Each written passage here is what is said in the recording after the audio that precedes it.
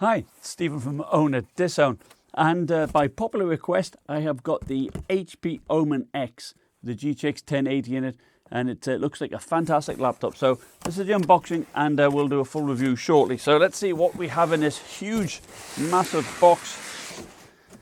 By the way, it took ages to get here. I don't know where it was shipped from, but you know, it's stuck in customs for ages. I think it came from like Singapore or somewhere, but it did take a while. We do have a nice big box here, obviously with all the power cables and whatnot. So yeah, indeed. Wow, it's a big chunky power cable. Look at that! I was expecting to get a rectangular brick, but no messing around. This is a huge brick, 330 watts. So it says there quite clearly on the back. But by comparison, you know, compared to the regular GTX 1080 brick, here you've got a big square one. So that's cool. The wire is very thick. Let's see how long this is, because often they don't make these very long, do they?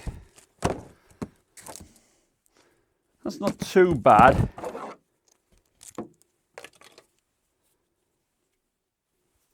So that there as well. It's not the longest, but you know, if that's on the floor, it's probably going to be long enough, but it could be longer. Alright, so this is what we've been waiting for. A nice black box. And it's shrink wrapped. There you go. Omen X. I do like the box though. It is pretty nice. It's like the Russian dolls of boxes will ever get in. Alright, so warranty information. Well, I've got a huge poster on how to set this up.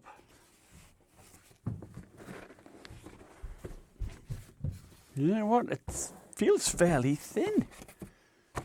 We've got an empty card. That's nice. And then we've got the laptop in its cloth sleeve. And I do like the design. So you do have some metal or chrome cross here, bit of a pattern, and there's some kind of like obviously the Omen emblem here.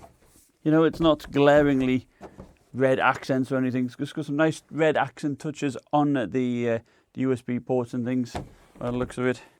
Go inside. Oh, and a mechanical keyboard.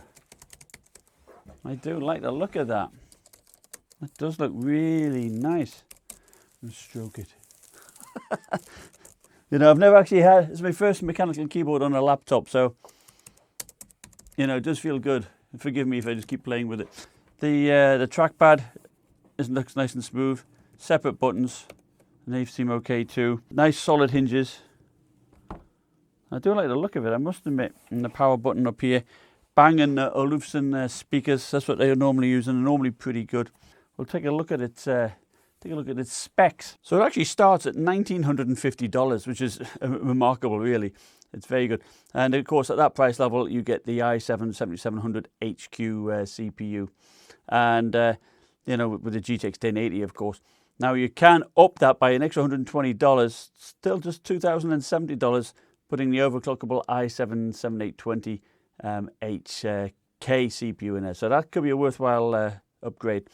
Now, of course, by default, it comes with 16 gigabytes of DDR4 2400 megahertz RAM. That's 2 sticks of 8 gigabytes. And of course, you can go all the way up to 32 gigabytes with 2 sticks. Now, the display, which I have here, is the 1920 by 1080 display, Full HD, IPS, 120 hertz.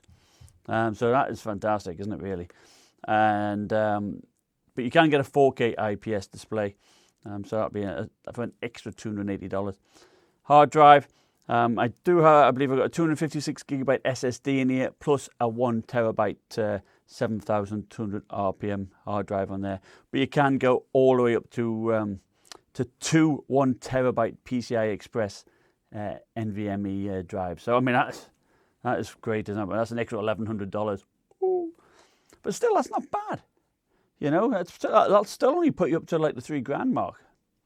I like it. I like it. Hey! What the heck? Hey! Mini-Me, what are you doing? Oh, God. Why are you riding the dog? Get off! Fool!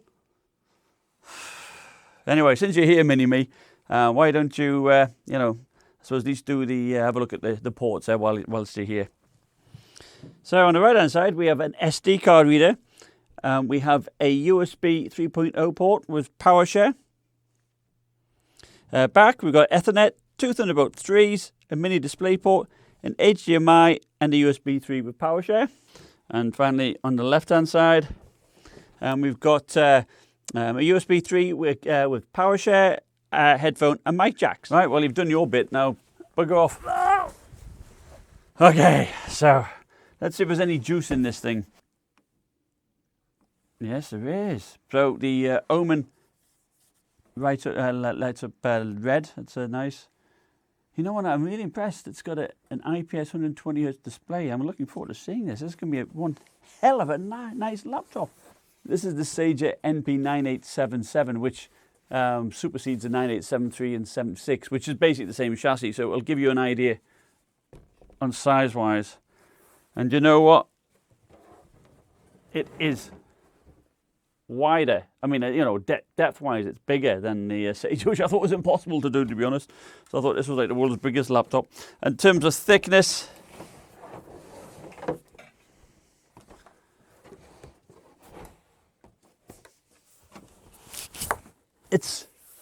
I'd say it's slightly thinner. It is slightly thinner than the Sager, but it makes good use of, you know, the hinge forward design here, a bit like Alienware, to you know, to incorporate the bigger heat sinks.